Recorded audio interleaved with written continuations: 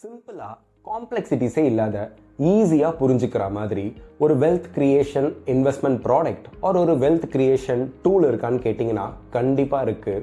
அதுதான் mutual funds. But சமீப காலமாக இந்த சிம்பிளான ஒரு இன்வெஸ்ட்மெண்ட் ப்ராடக்டை தான் ரொம்ப காம்ப்ளிகேட் பண்ணி வச்சுருக்கோம். மியூச்சுவல் ஃபண்ட்ஸ்னால் என்னன்னு கேட்டால் பல பேர் அது ஷேர் மார்க்கெட்டில் இன்வெஸ்ட் பண்ணுறதுன்னு சொல்லுவாங்க. இதுதான் பிக்கஸ்ட் மிஸ் அண்டர்ஸ்டாண்டிங் அண்ட் இங்கே தான் பிரச்சனையே ஆரம்பிக்குது. பட் இந்த மிஸ் அண்டர்ஸ்டாண்டிங்க்கு இன்னொரு ரீசனும் இருக்குது. நம்ம எல்லாரும் டெய்லி சோஷியல் மீடியாவில் நிறைய கண்டென்ட் கன்சியூம் பண்ணுறோம். இந்த மியூச்சுவல் ஃபண்டு கடந்த 3 வருஷத்தில் 25% ரிட்டர்ன் கொடுத்தது. அண்ட் இந்த ஃபண்டில் இப்போ இன்வெஸ்ட் பண்ணுற சான்ஸை விட்டிங்கன்னா வாழ்க்கையில் பின்னாடி ரொம்ப வருத்தப்படுவீங்க. இப்படி பல உருட்டுகள் சோஷியல் மீடியா ஃபுல்லாக டெய்லி வலம் வந்துட்டு தான் இருக்குது. இதெல்லாம் பார்க்கும்போது நம்மளோட டெசிஷன்ஸ் கண்டிப்பாக இன்ஃப்ளூயன்ஸ் ஆகும். அண்ட் இதை பார்த்து நம்மளோட ஃபைனான்ஷியல் இன்வெஸ்ட்மெண்ட் டெசிஷன்ஸை பேஸ் பண்ணி எடுத்தோம்னா கண்டிப்பாக தப்பாக தான் போய் முடியும். ஆனால் இன்னும் சில பேர் என்கிட்ட வந்து கேட்கலாம், கடந்த 3-4 வருஷமாக எந்த ஒரு நாலேஜும் இல்லாமல் தான் ரேண்டமாக பிளைண்டாக மியூச்சுவல் ஃபண்ட்ஸில் இன்வெஸ்ட் பண்ணிட்டு வரேன், இன்றைக்கும் என்னோட போர்ட்ஃபோலியோ வந்து நல்ல ப்ராஃபிட்டில் தான் இருக்குன்னு. ஒன்று மட்டும் ஞாபகம் வச்சுக்கோங்க, இந்த புல் மார்க்கெட்டில் இங்கே எல்லாருமே எக்ஸ்பர்ட்ஸ். அதாவது ஒரு ஏற்ற சந்தையில் எல்லாமே ஒரு நிபுணர்கள் தான். ஆனால் பேர் மார்க்கெட்டில் ஒரு இறக்க சந்தைன்னு வரும்போது என்ன ஆகும்னே தெரியாது. இந்த எக்ஸ்பர்ட்ஸ் எல்லாம் திடீர்னு மாயமாக மறைஞ்சு போயிடுவாங்க. ஸோ ஒன்று மட்டும் ஞாபகம் வச்சுக்கோங்க, இந்த ஃபைனான்ஷியல் இன்வெஸ்ட்மெண்ட் டெசிஷன் வரும்போது புரிஞ்சு எடுக்கிறது தான் ஒரு புத்திசாலித்தனம். நான் அருண், இது investor literacy with Arun.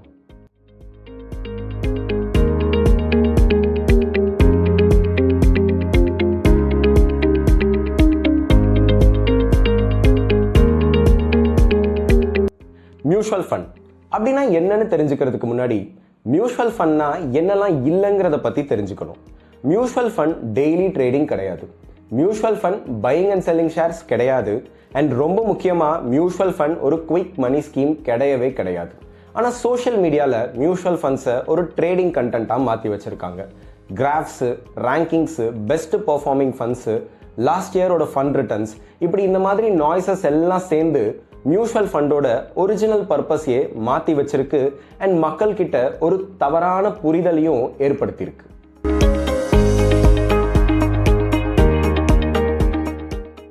Mutual ஃபண்ட்ஸை ரொம்ப சிம்பிளாக எக்ஸ்பிளைன் பண்ணோம்னா அது ஒரு பஸ் மாதிரி.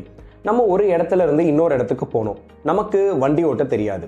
வண்டி ஓட்ட தெரிஞ்சிருந்தாலும் இப்போ இருக்கிற டிராஃபிக் கண்டிஷன்ஸில் வண்டி ஓட்டினா ஸ்ட்ரெஸ்ஸு, டென்ஷன் அண்ட் ரிஸ்க்குன்னு நினைக்கிறோம். ஆனால் அந்த டெஸ்டினேஷனுக்கு போயே ஆகணும். அந்த மாதிரி நேரத்தில் காஸ்ட் எஃபெக்டிவாக போகணும்னா ஏதோ ஒரு பப்ளிக் டிரான்ஸ்போர்ட் மோடில் தான் நம்ம போவோம். மியூச்சுவல் ஃபண்ட்ஸும் அதே மாதிரி தான். இங்கே டிரைவர் தான் ஃபண்ட் மேனேஜர். பஸ்ஸில் எப்படி நம்ம கரெக்டான ரூட்டை சூஸ் பண்ணால் கரெக்டாக அந்த டெஸ்டினேஷனில் எடுத்துகிட்டு போய் விட்டுருவாங்களோ அதே மாதிரி தான் மியூச்சுவல் ஃபண்டில் நம்ம கோல்ஸுக்கு அலைன் ஆகிற மாதிரி ஃபண்ட் டைப்பை சூஸ் பண்ணுறது மட்டும்தான் நம்மளோட வேலை. மற்றது எல்லாத்தையுமே டிரைவர் பார்த்துப்பாரு. நம்மளோட வேலை பஸ்ஸில் பயணிக்கிறது மட்டும்தானோ தவிர வண்டி ஓட்டுறது கிடையாது. ஓன் டிரான்ஸ்போர்ட்டில் போகிறதுக்கும் பப்ளிக் டிரான்ஸ்போர்ட்டில் போகிறதுக்கும் காஸ்ட்டு ரொம்பவே பெரிய வித்தியாசம் இருக்கும். பப்ளிக் டிரான்ஸ்போர்ட்டில் காஸ்ட்டு ரொம்ப கம்மியாக இருக்கும். மியூச்சுவல் ஃபண்ட்லையும் இதே மாதிரி தான். இதனால தான் மியூச்சுவல் ஃபண்ட் வந்துட்டு ஒரு காஸ்ட் கம்மியான, ரிஸ்க் ஸ்ப்ரெட் ஆகிற ஒரு எஃபெக்டிவான வெல்த் கிரியேஷன் டூல். இந்த அட்வான்டேஜஸ்னால தான் ரிஸ்க் ஸ்ப்ரெட் ஆகுது, டைம் ஸ்ப்ரெட் ஆகுது அண்ட் எமோஷன்ஸ் ரொம்பவே கண்ட்ரோலில் இருக்குது. நம்ம டைரெக்டாக ஷேர்ஸில் இன்வெஸ்ட் பண்ணோன்னா மார்க்கெட்டோட நிலையற்ற தன்மை, வாலட்டாலிட்டிக்கு பயந்து எமோஷன் ஆகி லாஸ்டில் வித்துடுவோம். ஆனால் ஃபண்ட் மேனேஜர் வந்து இதுக்காகவே ட்ரெயின் ஆகி அந்த ஸ்கில் செட்ஸோட ஒர்க் பண்ணுறதுனால எமோஷன்ஸை தவிர்ப்பாங்க. இன்னும் சொல்ல போனால் சில மியூச்சுவல் ஃபண்ட் கம்பெனிஸ்லாம் ரூல்ஸ் பேஸ்ட் ஸ்ட்ராட்டஜி ஃபாலோ பண்ணுறாங்க. இங்கெல்லாம் ஸ்ட்ராட்டஜிஸை பேஸ் பண்ணி தான் ட்ரேட்ஸே எக்ஸிக்யூட் ஆகுமே தவிர ஹியூமன் எமோஷன்ஸோட இன்வால்மெண்ட் வந்து ரொம்ப கம்மியாக தான் இருக்கும். இங்கே நம்ம ஒரு ஸ்டாக்கை சூஸ் பண்ணல, ஒரு டிசிப்ளினை சூஸ் பண்ணுறோம். லாங் டேர்முக்கு ஈக்விட்டி, ஷார்ட் டேர்முக்கு டெட். ஃபண்ட் டைப்பை கரெக்டாக நம்ம கோல்ஸோட அலைன் பண்ணி சூஸ் பண்ணுறது மட்டும்தான் நம்மளோட வேலை. மற்ற வேலையெல்லாம் நமக்காக ஃபண்ட் மேனேஜர்ஸ் பார்த்துப்பாங்க.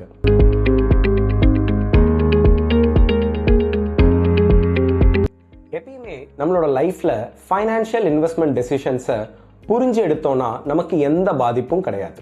ஆனால் அறக்குறை புரிதலோட கூடவே இந்த சோஷியல் மீடியா நாய்ஸ் அண்ட் ஹைப்பை பேஸ் பண்ணி இன்வெஸ்ட்மெண்ட் டெசிஷன்ஸ் எடுக்கும்போது தான் ப்ராப்ளமே ஸ்டார்ட் ஆகுது. கோல்ஸ் இல்லாமல் இன்வெஸ்ட் பண்ணுறோம். ஷார்ட் டேர்மில் ரிட்டர்ன்ஸை சேஸ் பண்ணுறோம். மார்க்கெட் ஃபால் ஆனால் பேனிக் ஆகிறோம். கரெக்டான ஃபண்டை ராங் டைமில் எக்ஸிட் பண்ணுறோம். அப்புறமா வந்து சொல்கிறோம் இந்த மியூச்சுவல் ஃபண்ட்லாம் ஒர்க் அவுட் ஆகாதுப்பான்னு. கொஞ்சம் ஹானஸ்டாக யோசிச்சு பார்த்தோன்னா மியூச்சுவல் ஃபண்ட்ஸ் ஃபெயில் ஆகலை, நம்ம பிஹேவியர் தான் ஃபெயில் ஆயிருக்கு. மியூச்சுவல் ஃபண்ட்ஸில் சக்ஸஸ் மார்க்கெட்டில் இல்லை, நம்ம மைண்ட் செட்டில் தான் இருக்குது. மியூச்சுவல் ஃபண்ட்ஸ் புரியலனா ரிஸ்கியாக இருக்கும் அண்ட் நம்மளை எப்பயுமே ஒரு பேனிக் ஸ்டேட்டில் வச்சுருக்கோம். புரிஞ்சா இதுதான் காமன் மேனோட ஒரு பெஸ்ட் வெல்த் கிரியேஷன் டூல். இந்த வீடியோ உங்களுக்கு பிடிச்சிருந்ததுன்னா லைக் பண்ணுங்கள், சப்ஸ்கிரைப் பண்ணி சேனலுக்கு சப்போர்ட் பண்ணுங்கள் அண்ட் உங்கள் நெட்வொர்க்கில் இந்த வீடியோவை ஷேர் பண்ணி நாலேஜை ஸ்ப்ரெட் பண்ணுங்கள். நன்றி. நிதி விழிப்புணர்வில் சேர்ந்து பயணிப்போம்.